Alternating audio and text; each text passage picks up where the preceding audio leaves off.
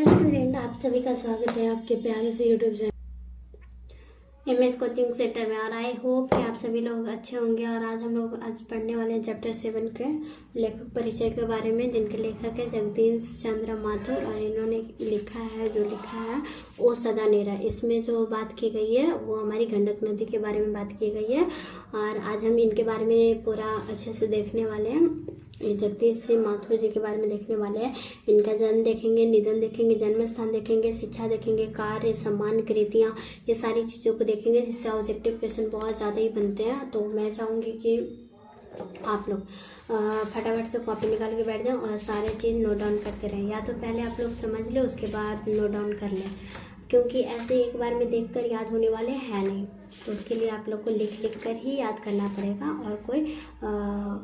और कोई यहाँ पे अति नहीं बन सकता। तो चलिए हम लोग फटाफट से स्टार्ट करते हैं। और जो भी नए हो वो चैनल को सब्सक्राइब करते हैं, लाइक करते हैं और अपने फ्रेंड के साथ शेयर करते हैं। और जैसा कि आपको पता होगा कि मेरा नाम है स्नेहा। चलिए हम लोग स्टार्ट करते हैं जल्दी। टाइम को बिल्कुल वेस्ट करने का टाइम नहीं है हमारे पास, क्योंकि जो आने वाले हैं बहुत जल्द हमारे एग्ज़ाम आने वाले हैं। हमारे मतलब कि आप सभी लोगों के एग्ज़ाम आने वाले हैं बिहार बोर्ड के। चलिए देखिए, ये हमारे चैप्टर 7 है और ओ सदा नेरा जिसका नाम है। और इनके लेखक है जगदीश चंद्र माथुर। ये हिंदी का टॉपिक है। चलिए, इनके लेखक है जगदीश सिंह माथुर और इनका जन्म हुआ था 16 जुलाई 1917 को। और इनका जो निधन हुआ था 14 मई 1978 को। इनका जन्म स्थान कहाँ है तो शाहजहांपुर उत्तर प्रदेश का है ये। और इनकी शिक्षा की अगर बात की जाए तो इन्होंने ये कहाँ कैसे यहाँ पहुँचे तो देखा जाए तो एमए इन्होंने अंग्रेजी में किया था इलाहाबाद विश्वविद्यालय से। 1941 में उन्होंने ICS परीक्षा पास किए थे और परीक्षण के समय अमेरिका भी गए थे और उनके बाद बिहार में शिक्षा के सचिव भी रहे। चलिए अब हम लोग इनके कार्य के बारे में देखा जाए तो इन्होंने क्या क्या कार्य किए। कार्य इनका 1944 में बिहार के सुप्रीम सांस्कृतिक उत्सव वैशाली महोत्सव में बीजारोपण किया। 1944 में बिहार के सुप्रसिद्ध सांस्कृतिक उत्सव वैशाली महोत्सव में क्या किए थे, बीजारोपण का कार्य किए थे। मतलब ये जो महोत्सव है उन्हें मनाने की वो पहली बार शुरुआत किए थे। ऑल इंडिया रेडियो के महानिर्देशक रहे, मतलब महानिर्देशक पे रहे ऑल इंडिया रेडियो के। जैसा पता होगा कि आप लोग को पहले के ज़माने में रेडियो हुआ करता था। फिर सूचना और प्रसारण मंत्रालय के हिंदी सलाहकार के पद पर भी कार्य किए। और सूचना और प्रसारण मंत्रालय पे भी ये सलाहकार, मतलब जो सलाह देते हैं, उस पद पे इन्होंने काम किया। हार्वर्ड विश्वविद्यालय में विजिटिंग फेलो रहने के अतिरिक्त उन्होंने अनेक महत्वपूर्ण कार्य से जुड़े रहे। मतलब ये हार्वर्ड विश्वविद्यालय में क्या रहे, विजिटिंग फेलो। और फेलो कोई डिग्री है वही रहे। और इसके अंदर अनेक महत्वपूर्ण कार्य से भी जुड़े थे। अब इनके सम्मान की बात की, इनके लिए क्या क्या सम्मान दिया गया तो पहला सम्मान है विद्या वारिधि के उपाधि से विभूषित।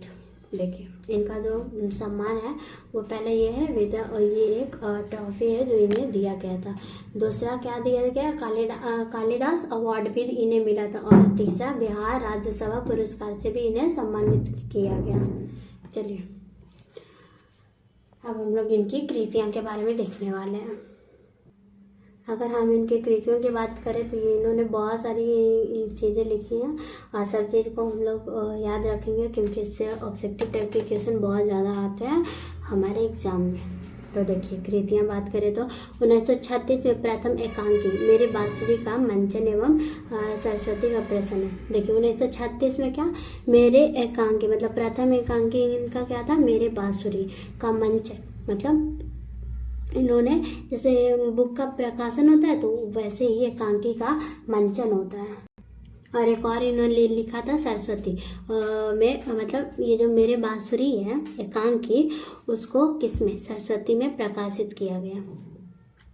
एक किसी और का होगा जिसमें सारे मतलब ढेर सारे एकांकी को मिलाकर एक पुस्तक को प्रकाशित किया जाता है और उसका जो नाम रखा जाता है उसका नाम सरस्वती था।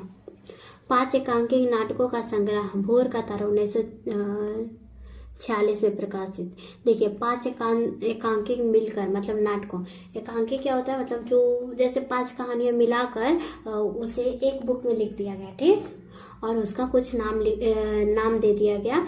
मान लीजिए उसका नाम दे दिया गया भोर का तारा, तो वही भोर का तारा जो कि 5 एकांकी नाटकों से के संग्रह से मिलकर बना था और वो प्रकाशित कब हुआ तो 1946 में।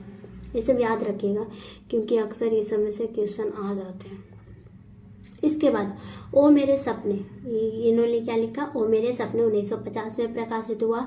मेरे श्रेष्ठ रंग एकांकी, कोणार्क ये 1951 में, बंदी 1954 में, शारदिया 1959 में, पहला राजा 1969 में, दशरथ नंदन 1974 में, कुंवर सिंह की टेक 1954 में और गगन सवारी 1958 के अलावा 2 कठपुतली में नाटक भी लिखे।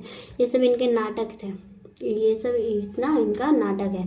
और इसके अलावा क्या लिखे, 2 कठपुतली नाटक, जो कठपुतली में दिखाया जाता है ना ऐसे धागों के माध्यम से, वही मैंने तो कभी वो कठपुतली का जो नाटक है वो कभी रियल में नहीं देखा, हमेशा टीवी में ही देखा है। क्या आपने वो रियल में देखा है, हाँ या ना, कमेंट में फटाफट से कमेंट करते हैं। चलिए अब हम लोग आगे देखते हैं।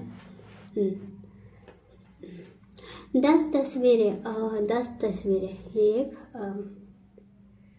लिखा हुआ है। और जिन्होंने जीना जाना के रेखांतरित और स्मरण है, मतलब ये दो जो है लिखा हुआ वो स्मरणीय है, मतलब बहुत महत्वपूर्ण है। परंपराशील नाट्य, देखिए ये लिखे हैं परंपराशील नाट्य 1960 में। ये नाम है, ऐसा नहीं है कि वो बोलते हैं, वो नहीं है, जो अदर लाइन लिखा रहता है ना वो नहीं है, ये इसका नाम ही है परंपराशील नाट्य। उनकी समीक्षा दृष्टि का परिचायक है, मतलब उनकी जो दृष्टि का परिचायक है वो इसमें साफ झलकने को मिलेगा अगर आप कभी पढ़िएगा तो। बहुजन अप्रेषण का माध्यम, जन संचार पर विशिष्ट पुस्तक और बोलते क्षण निबंध संग्रह। देखिए इन्होंने निबंध लिखा बोलते क्षण, और ये बहुजन सर्वक्षेपण के माध्यम, जनसंचार का एक प्रविष्ट पुस्तक है बोलते क्षण का भी। और इसी के साथ हमारा इनका जो